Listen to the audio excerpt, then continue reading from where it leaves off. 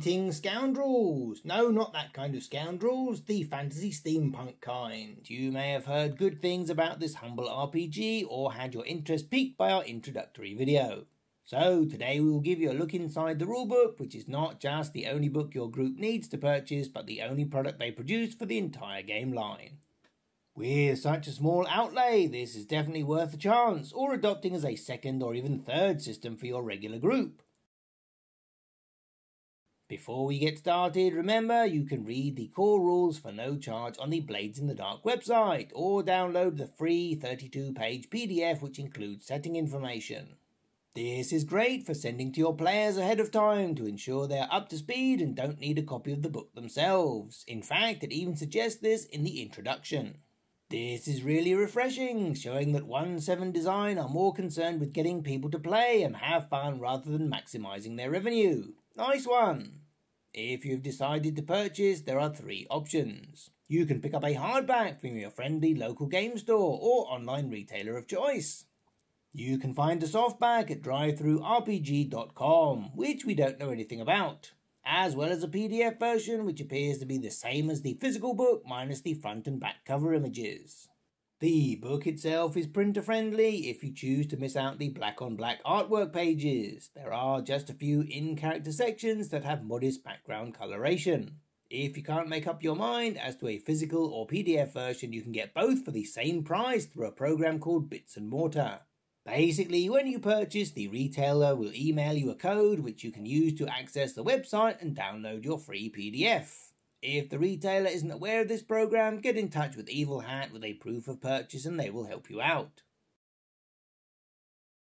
The hardback itself is 23.5 by 16 by 2.5 centimeters, or this many inches. It's an odd size in terms of shelf space compared with books from larger publishers, but whilst chunky it should fit in most adult hands comfortably and be easier to manage one-handed than a full-size book. It is case-bound, so it opens and lays flat with no damage to the spine, although when new, you will need to encourage this. The pages are fully stitched in place, so there is no reliance on glue, which will fail after a couple of years, although you may see a little tearing towards the front and rear. There is no page ribbon sadly, so bring your own bookmark. The cover has a matte finish all over and UV spot gloss highlights for text and images, even the small print on the rear. The matte surface means it is great for sweaty hands or anyone with less than regular grip strength. Unfortunately, this means it attracts dirt and fluff like a magnet, which is hard to brush off, and the scuff marks will appear within a matter of days no matter how careful you are. The compact format means it runs to 328 pages, all of which are black and white with virtually no background detail. There are a sparing amount of black and white images, sometimes at the chapter breaks, but not always. All of these were drawn by the author, some of which are fantastic Gustave Doré-inspired works that really evoke the setting sublimely, but there are a couple that look like he was on a deadline and needed something to fill a gap. The black and white style, as well as being aesthetically pleasing and deeply thematic, is very helpful to those with poor vision or colour blindness, and you will need help as the type size is as tiny as they thought they could get away with. If you do have issues, you should be able to use the complimentary PDF with your own screen reader, or the built-in Adobe narration tools to help you out. Perhaps you make the leap across to the next rooftop, only to end up dangling by your fingertips. The glossy pages may also give you a bit of trouble with reflection depending on the lighting. The book is divided into 11 chapters which are numbered on the page breaks, but for some reason not in the table of contents. Each page is numbered in large numerals, except where it would intrude on any art. And on every left page there is a bar with the chapter name allowing you to skim quickly. On the right-hand page, it lists the topic for easier location of the subject matter. This is fantastically helpful, particularly when you are a beginner or need to find something quickly in play so as not to slow your game down.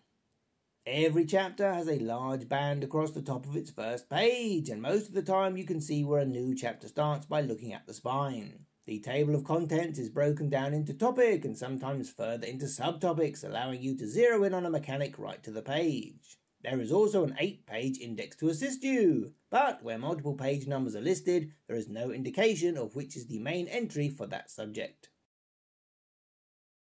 Opening it up, there is a dark grey end paper, half pasted and half free before you get on to the logo on the first page. This is also where the PDF begins. Overleaf, there is the legal jargon you find in most books with plenty of contact information for both the author and the publisher, and you get the impression both would be glad to hear from you, particularly when you read the author's helpful stance on copyright. There is also the ISBN number if you wanted to order this from an actual bookshop. And amazingly, they list the typefaces they used, which is rare for books these days, although they won't tell you which is which, so the one you are looking for is called Kirsty by Typodermic, and a basic license should be free if you want to start getting creative. Although, good luck finding a provider who won't sell the bejesus out of your personal details. And it is printed in the USA, which may save you some carbon miles. Overleaf, we have the production credits, and if you were impressed by the indexing, then they hired a whole person specifically for this job. Most importantly, here is the web address where you can find all the character sheets, maps, and free stuff.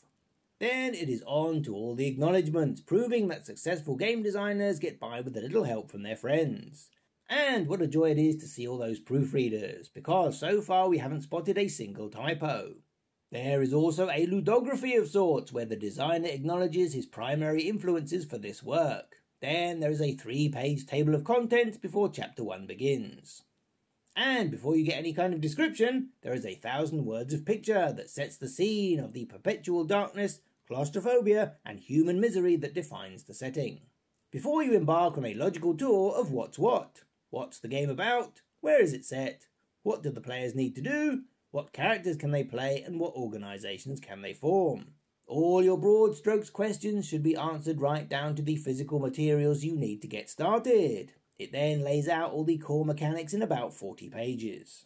Chapter 2 walks you through all the steps of character creation, ending with a handy summary of the steps, and even has names and descriptions you can pick to help things come alive, as well as a handy reminder with examples of what each of the 12 actions do to make sure you are spending your character points on the things you actually want them to accomplish. Each character then gets 4 pages, including a picture for their unique special abilities and items, as well as a starting build you can pick if you are indecisive or in a hurry. Chapter 3 concerns your crew, the criminal organisation which you found and grow. Every type has 4 pages, so you can easily skim through them and get enough detail to make an informed decision quickly. The text uses bold, capitals, italics, emphasis bars, columns, bulleted lists, and diagrams to make the information as easy to identify and absorb as possible. Chapter 4 is all about the score, the mission your scoundrels undertake to advance themselves and their organisation. There is clear information about how to use the rules in this situation, as well as a 7-page double-column example that covers the entire process from the initial plan to the dramatic exit. Logically following this, Chapter 5 presents downtime and details what players can and should do after success or failure of their score, including indulging in their vices, which is a core part of a scoundrel's lifestyle, both thematically and mechanically, to reduce their accumulated stress levels gained on the job. Chapter 6 is titled How to Play, and may come as a bit of a shock, as you thought that was the purpose of all those preceding chapters. This seeks to tie all the previous information into a unified whole and explain the why you do things to complement the how you do things. The designer literally lifts the lid on the process and clarifies the purpose of the mechanics, what they contribute to the game experience, and why they are the best way of achieving a fun and engaging session. You might think this is primarily a GM chapter, but anyone can learn more about the way things are designed and what functions the different mechanics are intended to perform. There is even a 4-page player best practices section that helps you get into the mindset required for Blades in the Dark's fiction-first style of play. Each of the 12 actions has its own page of breakdown with examples for each of the 3 positions or difficulty levels, controlled, risky or desperate, and what some possible outcomes might be. Most interestingly, there is a 1-page essay from a player of the game detailing their experience with the system. This person has nothing to do with the design of the product and is therefore most close to the reader's point of view, making this an invaluable perspective. Chapter 7 is actually the GM chapter, dealing with running the game. It does its best to help experienced GMs adjust to the mandatory collaboration style of narrative this game is all about. It gives you principles and best practices to help guide you and points out potential trouble. 3 pages of it before you come anywhere near it. Again, with an impartial case study from a third party offering their experience. Rather than the complete introductory adventure found in most core rulebooks, there is a 5-page hook to get your group started on their first score, followed by 2 pages looking forward towards the future of your campaign. Chapter 8 introduces the supernatural forces that make this setting unique and has descriptions as well as mechanics to help portray them. In addition to the distinctive take on death in this world, explaining why you can't just be a bunch of murder hobos and kill everyone in your path. This is also the section that deals with crafting. Drugs, bombs, poisons, secret formula, even gadgets are all here. And if you have the kind of players that want to invent the flamethrower, they are way ahead of you. Chapter 9 shows you the designer isn't precious about their creation and encourages and assists you in adapting and expanding the game to tailor it to your group, especially to look online at what others have done and to collaborate with the community. Remember, there are plenty of free materials on the website for you to look at, as well as dedicated community forums where you can talk about things or find games and players. Whilst not being labelled a chapter, it has its own header page and table of contents entry, plus left sidebar marker, so we will call the City Guide to Duskfold Chapter 10. This is where the world building really begins, and it functions as a gazetteer.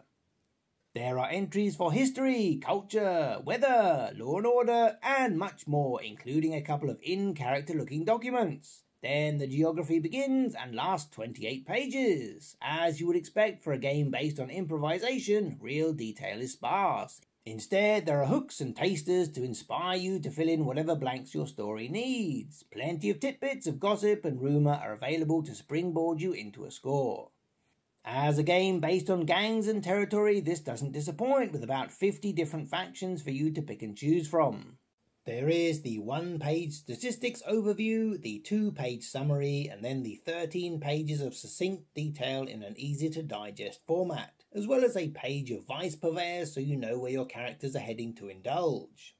Which leads into 8 pages of tables for you to roll or pick details that help bring the setting to life. Streets, buildings, people, items, and most importantly, scores of scores to get you started. If you can call 2 pages a chapter, this is all of Chapter 11, the briefest summary of the world beyond Duskwall, just enough so you can get an idea where your characters have come from when they pick their backgrounds, but not enough to go on a vacation.